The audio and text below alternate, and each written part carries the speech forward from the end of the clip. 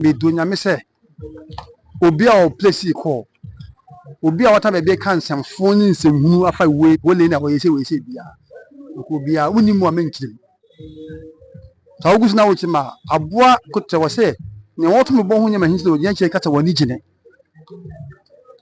me say ye wo aban Ghana ye wo aban judges wo ne wo Abosom judges o ye nche se wo judges o bi Kotoko ye wo asafo mbom pai mai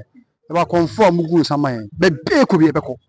bebe ye kubicha kwaku im say ye di na otweda ye wie na china ye kokoto ba pa obi abeti enka na ye to e bibia wie a be fem nsancho fa maba ye da kyeremo ye ko bebe be ko be mpa mu ni akimi enko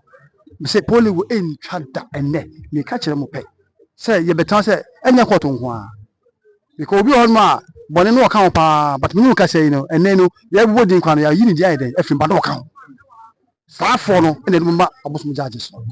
kwaku ye nya be o kwaku me no ka sanya misu na bia on I'm telling you come me poli di me mo poli di ba me enti me ni so nyere ewufo sa ya na ye ya famu no mo fo be famu achi